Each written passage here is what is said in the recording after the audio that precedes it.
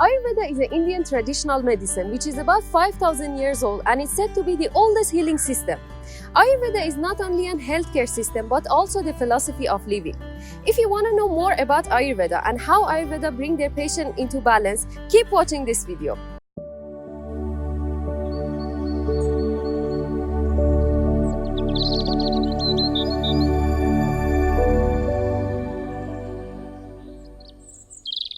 Hello, welcome to Nina Wellness. As you know, today we're going to talk about Ayurveda. Ayurveda is a Sanskrit word which means science of life. The main goal of Ayurveda is to teach us a lifestyle that keeps us balanced and healthy. Health, depending on Ayurveda, depends on the way we eat, we live, and we behave. Every day we can choose health or disease.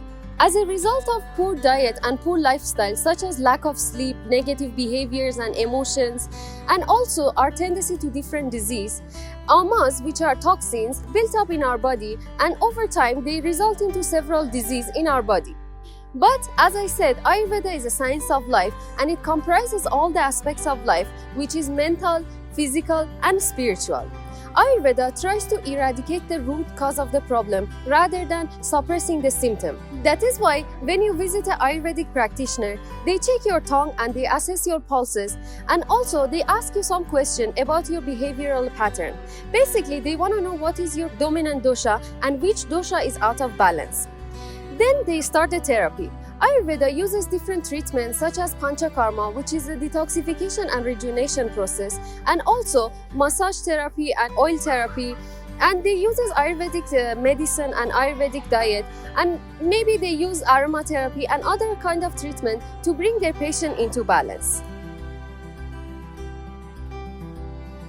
According to Ayurveda, health is when our mind, body and spirit is in balance, and also our external and internal world is in harmony. Health is when our senses and limb work fine, digestion takes place properly, and absorption and excretion in our body occurs normally to nourish the cell. One of the guiding principles of Ayurveda believes that our mind and body is connected with each other, and nothing has more power than our mind to heal and transform our body. So, if we want to be free from illness, we need to expand our awareness, bring it into balance, and expand that into our body. The principle of Ayurveda is based on 5 elements, which is fire, water, earth, air and ether. These 5 elements are building block of the nature, and so they are present in our body as well. Ayurveda combines these 5 elements into 3 energies, which we call them doshas in Ayurveda, which are namely Vata, Pitta and Kapha. Each of these doshas have a certain responsibility in our body. For example, Vata is composed of air and ether, which is responsible for our body movement. Pitta is made up of fire and a little water, and it is responsible for our body metabolism.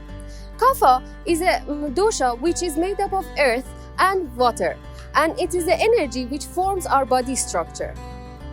These 3 doshas are present in every human body, but their extent and magnitude is different in every human body, and usually 1 or 2 of them are more dominant, and they represent a unique physical, mental and emotional characteristic. They can even determine our personality, our talent, our personal choice, and our tendency to different diseases. When a child is formed, many factors such as the dominant dosha of the parents, their emotional state, the quality of the relation between them, cosmic energy, time of the day, season, or many other factors are involved which lead to formation of the new person with a distinct characteristic, which in Ayurveda we call it Prakriti. Prakriti is the inherent balance of the 3 doshas, which are something like genetic codes in our modern medicine. Prakriti will not change over time, but as a result of our behavior or our eating, such as kind of food that we eat, the environment that we live in, the people who are we in contact to, the physical activity which we have, our doshas may shift and causes imbalance in our body or even our behavioral pattern. So, Ayurveda has defined a word, Vikriti, which is our current state of 3 doshas. Prakriti and Vikriti help us to understand our tendencies and which dosha is out of balance. You might think why Prakriti and Vikriti are so important in our life. Because when we know our Prakriti, we understand our tendency and what kind of body we have. And when we understand the Vikriti, we will understand what kind of imbalances we have in our body, and we can help ourselves to bring our body into balance. Let's understand the doshas a little bit better. As I said, all these three doshas are present in every human's body, but their extent and magnitude is different in each and every human being.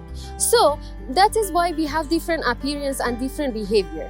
For example, people which have a Vata dominant dosha, they are very thin and they tend to put on weight very difficultly, and they are either very short or very tall.